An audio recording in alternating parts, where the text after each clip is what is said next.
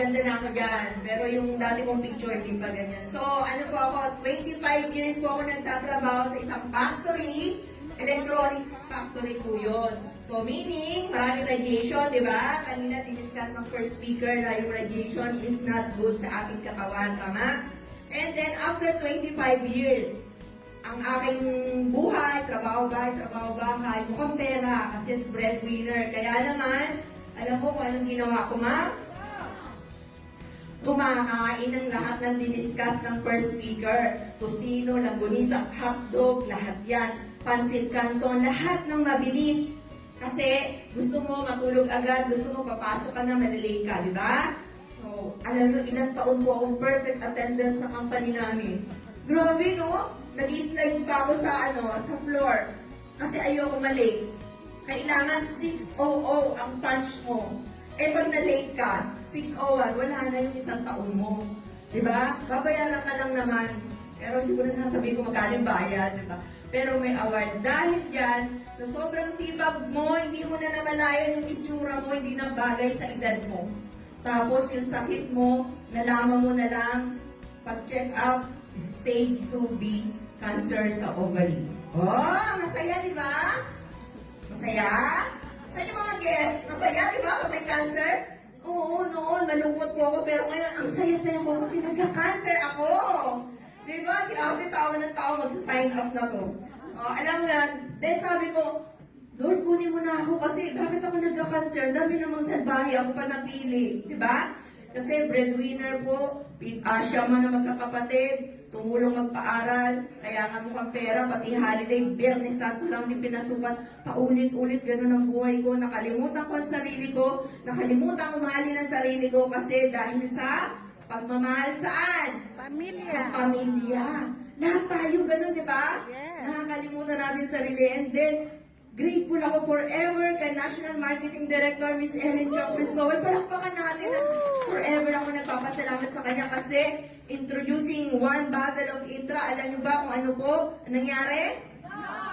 September 3, 2015. Ginamit ko po yun. 3 months taking the product massively. Pag sinabing massively, 1 bottle a day yan. Tapos 15 capsule ng Nutria, ganyan. So, sabi ko kung magaling to, subukan ko na to ngayon. Sabi ko gano'n sa sarili ko. Para kung hindi magaling, hindi mamatay ka na kaagad, di ba? So, walang radiation, walang chemo, only the natural products of lifestyles. Palakpakan natin.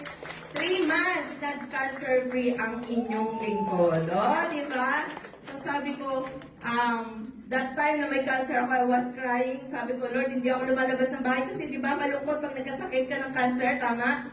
Kala mo mamatay ka na talaga, ganun yung feeling ko. So, doon pa lang ako nagbukas ng Bible. Pagbukas ko ng Bible, John 15 ang nakita ko. So sabi ganyan, you did not choose me, but I chose you to bear fruits, and that fruit should abide on me. Sabi ko, wala naman magka-fruits, wala naman mag-rest. Hindi ka na magkakaanak kasi may cancer ka di ba? So sabi ko, hindi to para sa akin. Pero true enough, nang sumali po ako dito na ang unang gusto ko lang, uminom ng product. Wala po ko interest sa business kasi may trabaho po ako. Ang sabi ko, product lang ako. Ayoko mawala ng product lifetime. Pero grabe ang binigay ni God, di ba?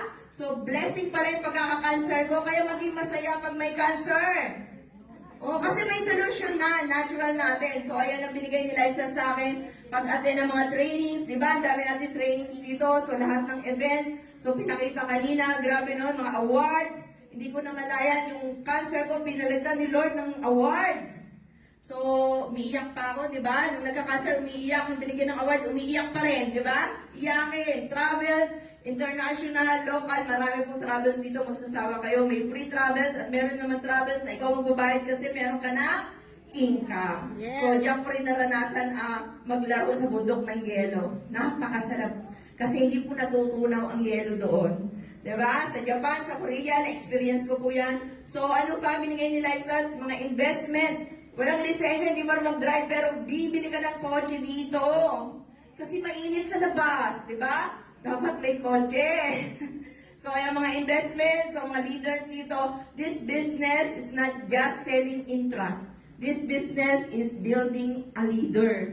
Diba? Marami kang leader dito na silang katulad mo na minsan nangarap din sila. So, because of mga tao nag-stay sa Lifestyles, tumulong sa akin, forever akong grateful sa kanila. And of course, the Lifestyles company, the corporate, lahat sila pinapasalamatan ko dahil kung hindi ko po mararanasan kung anong meron ako ngayon. Palakpakan natin ang Lifestyles company. And then, of course, this is the big reason bakit ko ito ginagawa. Yung foundation na sinusuportahan ko, and then of course, my family. Malaking pamilya po kami, siya kami magkakapatid, di ba? Kaya ginagawa ko siya. So, dating factory worker, tingnan nyo, 2000 na yan. Oh, maganda yan? Oh, syempre, ito na yung present, di ba? So, wala pa akong cancer, pangit na ako. Kaya noong 2015 po ako, ngayon po 11 years na po ako dito. So, sobrang grateful po ako sa Panginoon kasi hindi lamang po nabago ang itsura, pinakamahalaga po yung nabago yung isip at nabago ang puso mo. Kasi ang pagyaman ng tao wala po sa bulsa, nandito po sa kaisipan natin. So, positive thoughts, positive po ang emotion mo, alam mo na kung paano harapin ang buhay kahit anong challenges. Yes. Kasi you've grown already here, no? So, thank you sa mga mentoring at coaching ng mga GMDs. Of course, sabi ko, nangarap lang ako na maging GMD ako. Pero totoo pala, magiging GMD ka pala pag ginusto mo. Di ba? So, ibibigay ni God yan. The mere fact na nag-sign up ka dito at guest ka pa lang dito, ibig sabihin, pinili ka na ni God. So, ayan po ang aking advocacy ay sundin kung ano po ang instruction ng God to share the mission. Maraming tao ang nangangailangan. Ngayon po, 8 years old pa lang, 75% po, meron na pong CKD. What is CKD? Chronic. Yes, at cancer patient. So, ang dami po niyan. Kung hindi po natin i-share to sa maraming tao, hindi natin sila kakausapin, kawawa sila, di ba? May isang Tina Diego na nandyan, inaantay ka. Kung distributor ka, hanapin mo siya. At isang araw, magsasalita dito at magpapasalamat sa iyo ng buong puso dahil dinala mo ng buhay, na-extend ng buhay at na-enjoy ang buhay na hindi na-experience sa factory, di ba? So, that is to God be all the glory. Sana na-inspire kayo at hindi lang inspire. Sabi nga kanina ng first speaker, mag-sign up po tayo para mapatunayan natin. God bless! Thank you.